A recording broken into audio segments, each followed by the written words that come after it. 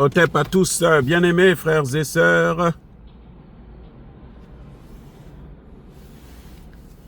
L'ancien président de la RDC, Joseph Kabila, a été arrêté par la justice namibienne pour utilisation d'un vrai faux passeport.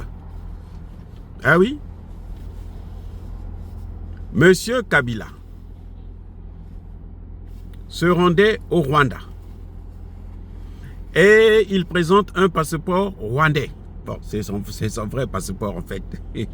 Mais comme il avait pris goût de venir, comme tout bon Rwandais, de venir s'enrichir au Congo, eh bien, il est arrivé jusqu'au sommet de sa gloire en tant que président de la RDC. Ben, il est reconnu facilement que c'est lui le président de la RDC. Et les autorités namibiennes l'ont interpellé.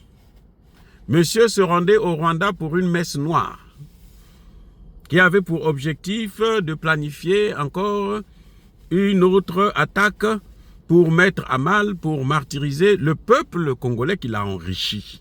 Vous voyez comment ils sont bêtes, ces gens. Alors, monsieur présente un passeport rwandais, les autres disent que non, mais on vous reconnaît, vous étiez l'ancien président du Congo, non. Mais comment se fait-il que vous avez un passeport rwandais? Vous devrez avoir un passeport congolais. Or, depuis que Tshisekedi a entrepris les réformes dans son pays, alors, monsieur qui est considéré comme un fugitif au Congo,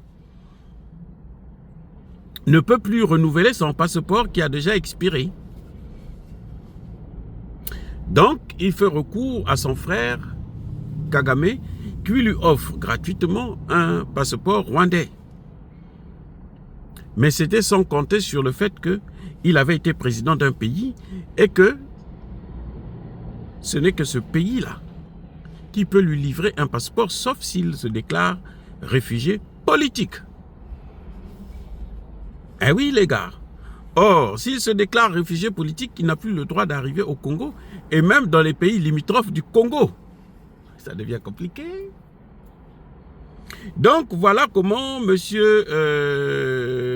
Joseph Kabila se trouve dans de sales draps. On ne sait pas s'il sera extradé comme les autres au Congo, pour faire face à la justice de son pays. Ça, c'est une question que nous posons, nous ne savons pas encore, mais toujours est-il que, en ce moment, il n'est plus en possession de tous ses droits d'aller et de retour, parce que monsieur a été arrêté avec un vrai faux passeport. Si vous voulez un faux passeport, puisqu'il est congolais. Il a dit qu'il est congolais, non? C'est lui qui était le président du Congo, non? Pendant 18 ans. Maintenant, il a la nationalité, sa vraie nationalité. Nous savons que c'est sa vraie nationalité, il est rwandais.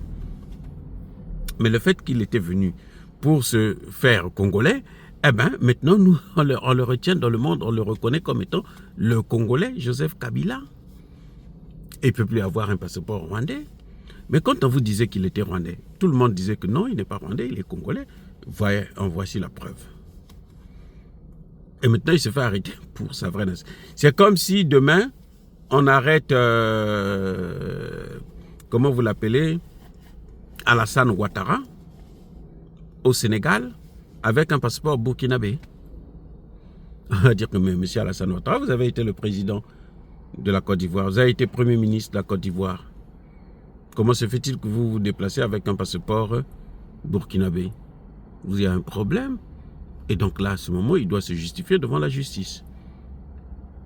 Donc c'est depuis le 5 janvier dernier, donc il y a 2 jours de cela, que M. Joseph Kabila, il est en train de manger les patates douces. Non, pas douces. Il est en train de manger les patates.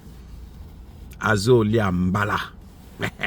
Les amis, soyez bénis, abondamment bénis par le Dieu de Kémite et par nos ancêtres angélisés, mais que tous ceux qui persécutent le continent africain, le pillent et le déstabilisent, qu'ils soient noirs, blancs, chinois, arabes, juifs, indiens ou qui qu'ils soient punis, maudits, foudroyés, neutralisés, écrasés, effacés par le Dieu de Kémite et par nos ancêtres angélisés. Vive l'Afrique éternelle.